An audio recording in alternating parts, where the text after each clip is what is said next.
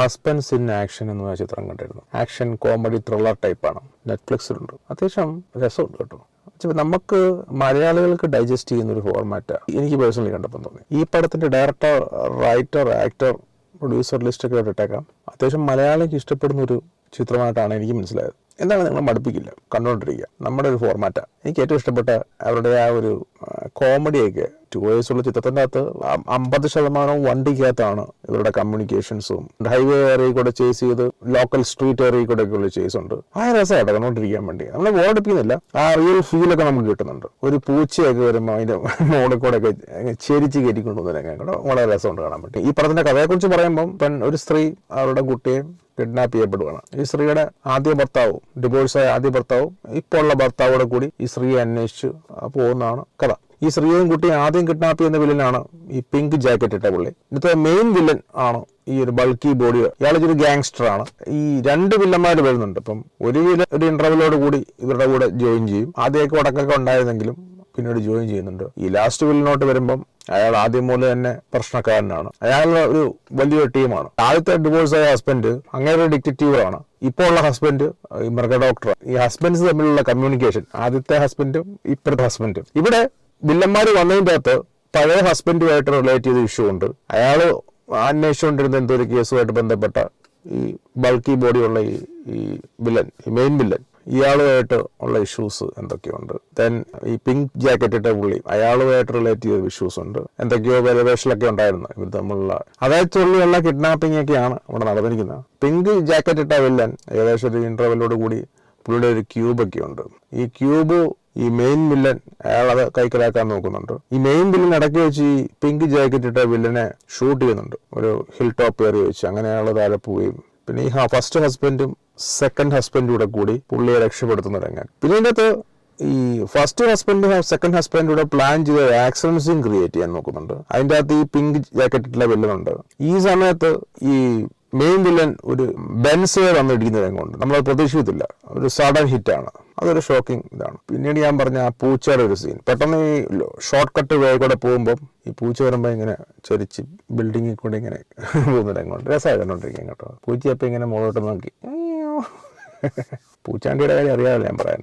വൈഫായിട്ടുള്ള character, ഈ കുട്ടിയുടെ character, husband first, second pink jacket ഇട്ട വില്ലൻ, മെയിൻ വില്ലൻ, പിന്നെ ഫസ്റ്റ് ഹസ്ബൻഡിന്റെ പാർട്ട്ണർ, പിന്നെ പിങ്ക് ജാക്കറ്റ് ഇട്ട പുള്ളിയുടെ പാർട്ട്ണർ, മെയിൻ വില്ലന്റെ കുറെ ബോഡി ഗാർഡ്സ്, പിങ്ക് ജാക്കറ്റ് ഇട്ട വില്ലന്റെ സെക്യൂരിറ്റി പീപ്പിൾ ഉണ്ട്. ഇവരാണ് ഈ പടത്തിൽ മെയിനായിട്ട് നിൽക്കുന്ന ആൾക്കാർ. പടത്തിന്റെ ലൊക്കേഷൻ എനിക്ക് ഫിലിം സിറ്റി ആയിരിക്കുന്നത്. പക്ഷെ അതിന്റെ പ്രത്യേകതകളൊന്നും അതിനകത്തില്ല. ബൂത്ത് ബംഗ്ലയ്ക്കകത്തൊക്കെ അക്ഷയ് കുമാറിന്റെ പടത്തിലൊക്കെ ഇതുപോലെ ഫിലിം സിറ്റിയിലാണ് ചെയ്തിരിക്കുന്നത്. പക്ഷെ അത് വൃത്തികേടാക്കി വെച്ചിരിക്കുന്ന ഫിലിം സിറ്റി ആണെന്നുള്ളത് നമുക്ക് കണ്ടാൽ മനസ്സിലാവും. പക്ഷെ ഈ പടം കാണുമ്പോൾ ഫിലിം സിറ്റി ആണെന്ന് നമുക്ക് തോന്നത്തില്ല. അതാണ് അതിന്റെ ഒരു പ്രത്യേകത. നമുക്ക് ഒട്ടും ഫീൽ ചെയ്യത്തില്ല. ഞാൻ കഴിഞ്ഞ ദിവസം ഒരു പടം കണ്ടിരുന്നു, ദൃശ്യം 3.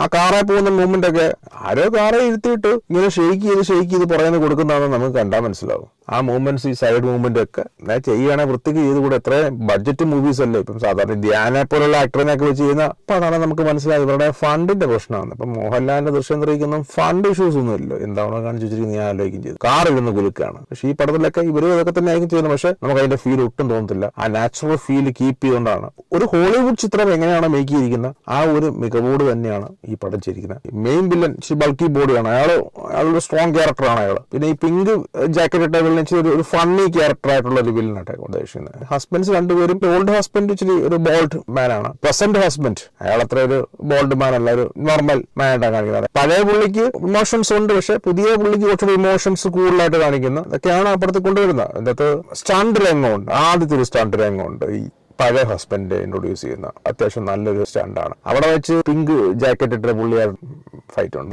ഈ കിഡ്നാപ്പിങ്ങിലോട്ട് കൊണ്ടുപോയി എത്തിച്ചിരിക്കുന്ന ക്ലൈമാക്സിലോട്ടൊക്കെ പോകുമ്പോൾ ഇവര് രണ്ടുപേരും, ഫസ്റ്റ് ഹസ്ബൻഡും സെക്കൻഡ് ഹസ്ബൻഡിനോട് കൂടി ഇവർക്ക് ബൾക്കായിട്ട് ഫിഷ് ഫ്രോസൺ ചെയ്യുന്ന ഒരു പ്ലേസ് ഉണ്ട്. അവിടെ കൊണ്ട് അവർ രണ്ടുപേരും കൈ കെട്ടിയിട്ടിരിക്കുകയാണ്. മുഖത്തോട്ട് പ്ലാസ്റ്റിക് കവറിട്ട് തണുപ്പ് നല്ലോണം കൂട്ടി വെച്ചു. അവിടുന്ന് അവർ എസ്കേപ്പ് ചെയ്യുന്ന രംഗമൊക്കെ ഉണ്ട്. അത് അത്യാവശ്യം നമുക്കത് കൺവിൻസ് ആവുന്ന രീതിയിലുള്ള എസ്കേപ്പിംഗ് ഒക്കെയാണ്. പിന്നെ ആ ഒരു ക്യൂബ് ഐറ്റം, ആ ക്യൂബൊക്കെ അടിച്ച് പൊളിക്കുന്നുണ്ട്.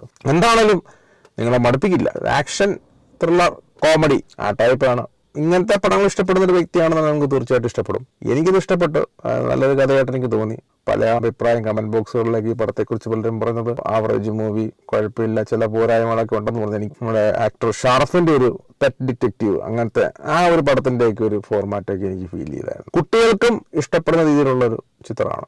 18+ അങ്ങനത്തെ ഒന്നുമല്ല, എല്ലാവർക്കും കാണാം. ഞാൻ ലാസ്റ്റ് രംഗത്തിലോട്ട് പോകുമ്പോൾ ഈ കുട്ടിയെ രക്ഷിക്കുന്ന രംഗങ്ങളൊക്കെ എനിക്ക് ഭയങ്കര ഇഷ്ടപ്പെട്ടതാണ്. ലാസ്റ്റ് ക്ലൈമാക്സിലോട്ടൊക്കെ പോകുമ്പോൾ ബോട്ടേ പോകുന്ന ഒരു രംഗമുണ്ട്, അതിനെ ചേസ് ചെയ്യാൻ വേണ്ടി ഒരു മെത്തഡ് യൂസ് ചെയ്യുന്നുണ്ട്. അതൊക്കെ കൺവിൻസിങ് ആണ്. നമുക്കത് കൺവിൻസ് ആവുന്നുണ്ട്. ക്ലൈമാക്സിലോട്ട് വരുമ്പം അമ്മയും കുട്ടിയും ഉണ്ട്, ഫസ്റ്റ് ഹസ്ബൻഡിന്റെ പാർട്ട്ണർ വരുന്നുണ്ട്. അതൊക്കെ ആ ഒരു ഫ്രണ്ട്ഷിപ്പ്, ആദ്യ ഭാര്യ ഡിവോഴ്സ്ഡ് ആണെങ്കിലും ഇന്നും ആ ഭാര്യയായിട്ട് ആ ഫ്രണ്ട്ഷിപ്പ് ഉണ്ട്, അവരുടെ ഹസ്ബൻഡുമായിട്ടും ആ സൗഹൃദമുണ്ട്. അതൊക്കെ നമ്മുടെ സമൂഹത്തിൽ നമ്മുടെ കൂടെ ജീവിച്ചിരുന്ന ഒരു പങ്കാളി അവരിന്ന് ഡിവോഴ്സ്ഡ് ആയി, പല കാരണങ്ങൾ കാണുമായിരിക്കും.